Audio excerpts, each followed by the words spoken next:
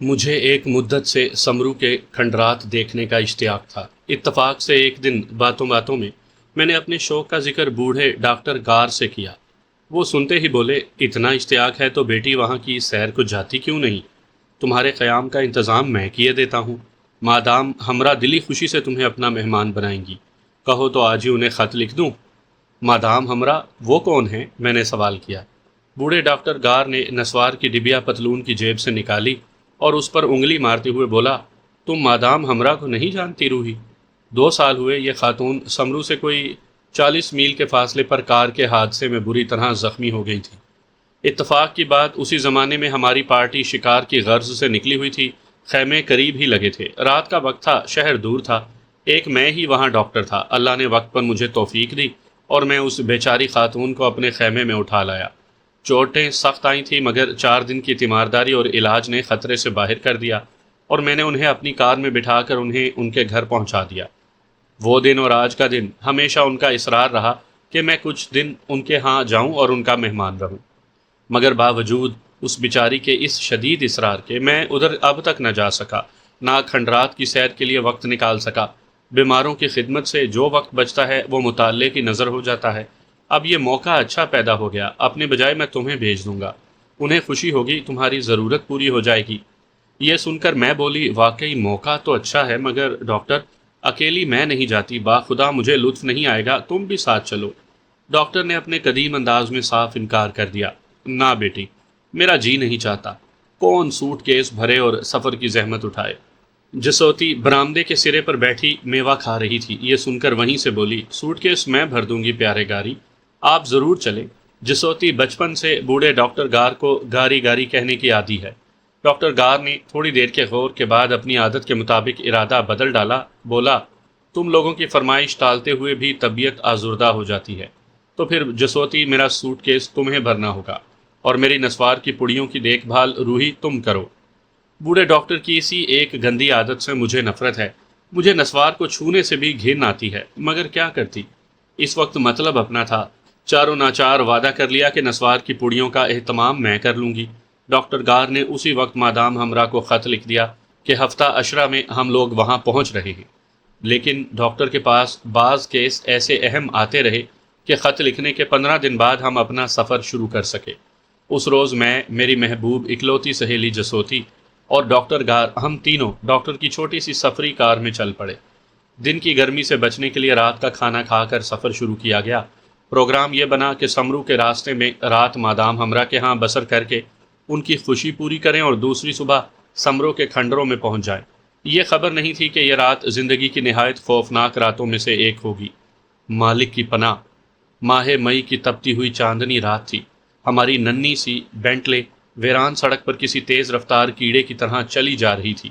9 بج چکے تھے، خیال تھا کہ 12 ساڑھے 12 بجے تک ہم مادام ہمراہ کے ہاں پہنچ جائیں گے۔ سڑک پر کوئی راہ گیر نہیں تھا۔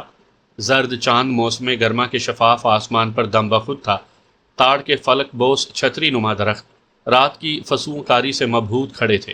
جسوتی کار چلا رہی تھی، میں اس کے پہلو میں بیٹھی ٹافی کھا رہی تھی۔ بوڑھا ڈاکٹر بجھا ہوا سگار منہ میں دبائے غنودگی کے عالم میں پچھلی سیٹ پر پڑا تھا۔ غنودگی سے چونکتا تو مزے میں آ کر عمر خیام کی کوئی شوق ربائی اپنی موٹی غیر شاعرانہ آواز میں گا دیتا۔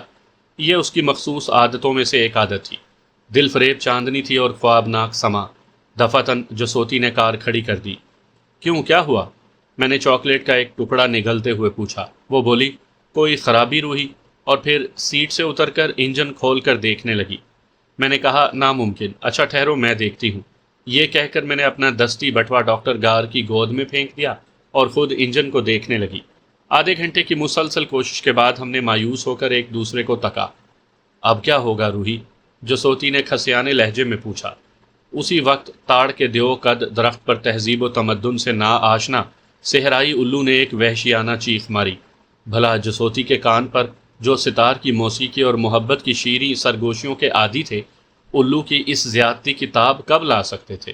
وہ مارے خوف کے مجھ سے چمٹ گئی، لیکن میں تو غیر آباد زمینوں اور مہاجری جیسے دشوار گزار پہاڑوں کی سیاحت کی عادی ہوں۔ اس کی بزدلی پر اس کو ہمت دلائی۔ اتنے میں بوڑھا ڈاکٹر گار حافظ کا ایک عشقیہ شعر پڑھتا ہوا اٹھ بیٹھا اور پوچھنے لگا، کیا ہم پہنچ گئے؟ کچھ دیر بعد پریشانی کے عالم میں ہم تینوں کار سے نیچے اتر آئے اور سراسیمگی سے ادھر ادھر دیکھنے لگے۔ رات زیادہ گہری ہوتی چلی جاتی تھی۔ چاند کی زرد روشنی میں رات کا کوئی پرند اپنے بڑے بڑے بازو پھیلائے کسی سمت اڑتا تو ہم کسی راہگیر یا گاڑی بان کے دھوکے میں اسی سمت تکنے لگتے۔ بہت دیر بعد دور سے بغیر چھت کے دیہاتی وضع کی ایک مضحکہ انگیز گاڑی آتی ہوئی نظر آئی۔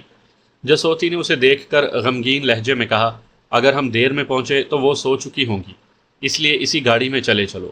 گاڑی سڑک کے کنارے بے فکری سے جیسے چہل قدمی کرتی ہوئی چلی جا رہی تھی۔ ڈاکٹر گار نے دور سے اسے آواز دی، بڑے میاں، ایوب محلہ میں عشرت خانہ نامی کوٹھی تک ہمیں پہنچا دو گے؟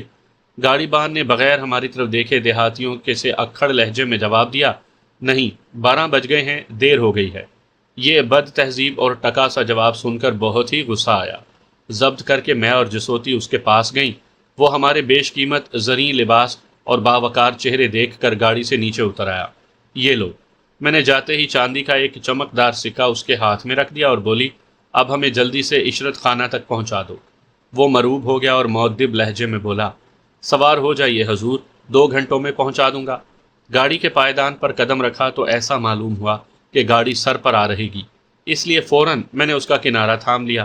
جسوتی نے اس کے پہیے کو مضبوطی سے پکڑ کر گاڑی پر قدم رکھا، غرض ہم تینوں چڑھ کر بیٹھ گئے۔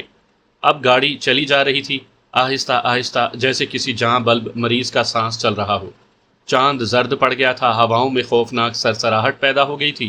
بوڑھا ڈاکٹر گار گاڑی کے ہچکولوں سے ناخوش اور چڑا ہوا معلوم ہوتا تھا۔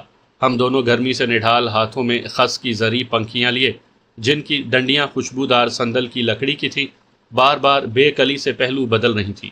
آہ اللہ، وہ گرم اور ویران چاندنی رات! سانس آگ کے شعلوں کی طرح ناک سے نکلتا تھا، زبان سوکھے پتے کی طرح خشک تھی۔ جسوتی رہ رہ کر اپنی پری کی وضع کی چھوٹی سی نکرئی سراہی سے پانی انڈیل انڈیل کر پی رہی تھی۔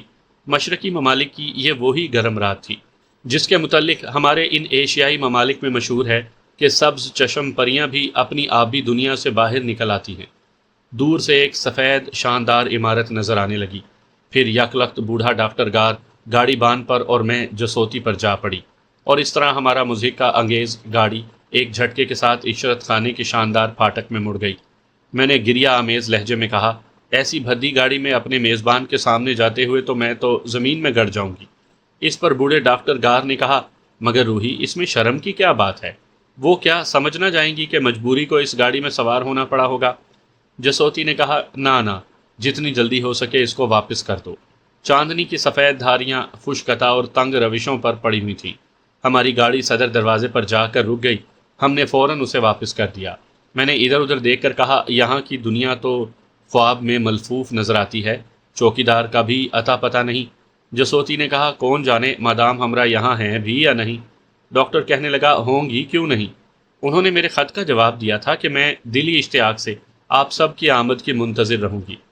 ہم نے دروازہ کھٹکھٹایا، پہلے احتیاط سے، آہستہ آہستہ، پھر کچھ دیر بعد زور زور سے مکان کا طواف کیا، نوکروں کو پکارا، چوکیدار کو آوازیں دی، غرض جتنی کوششیں ہو سکتی تھی کر لی، مگر زرد چاندنی میں سفید مرمری محرابوں والا عالی شان محل خاموش کھڑا رہا۔ وسیع برآمدوں میں لمبے لمبے ستونوں کا عکس چاندنی میں ترچھا پڑ رہا تھا۔ چمیلی کی بیل میں جھینگر اپنا نغمہ تنہائی الاپ رہا تھا۔ جب مایوس ہو کر ہم لوگ زینے سے اترنے لگے تو اچانک اندر کسی کمرے سے ایک ایسی آواز آئی جیسے کسی نے دیا سلائی جلائی ہو۔ ڈاکٹر گار نے چونک کر کہا، ٹھہرو، میرا خیال ہے کہ کوئی جاگ اٹھا۔ ہم تینوں پھر زینے طے کر کے دروازے کے پاس اس امید میں جا کھڑے ہوئے کہ اب کھلتا ہے اور اب کھلتا ہے۔ اندر سے کبھی کبھی کوئی خفیف سی آواز آ جاتی تھی۔ 5 منٹ اسی حالت میں گزر گئے۔ ہم بند دروازے پر نظریں گاڑے کھڑے رہے۔ آخر ڈاکٹر نے حیران ہو کر کہا، یہ کیا بات ہے؟ میں نے شیشوں میں سے اندر جھانکنے کی کوشش کی، وہاں سوائے تاریکی کے کچھ نہ تھا۔ ڈاکٹر بیزار ہو کر چلایا، ارے بھائی، یہاں کوئی ہے بھی؟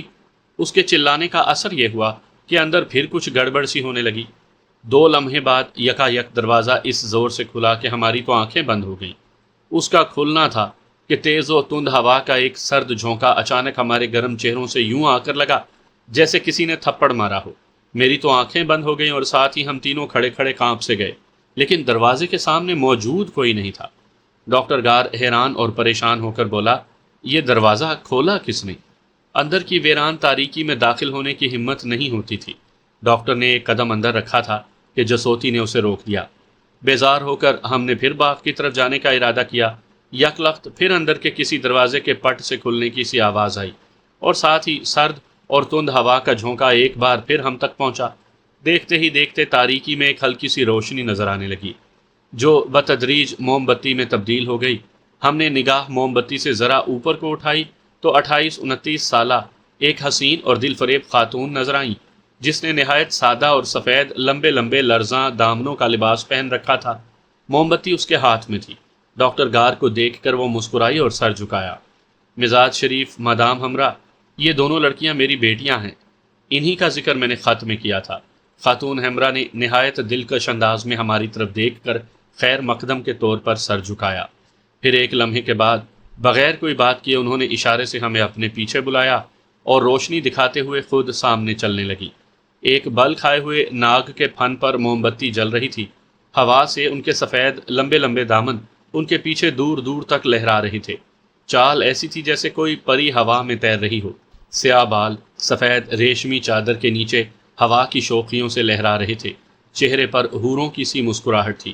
اسی وقت جسوتی نے سرگوشی کی، روحی، یہاں کیسی خنک ہوا چل رہی ہے۔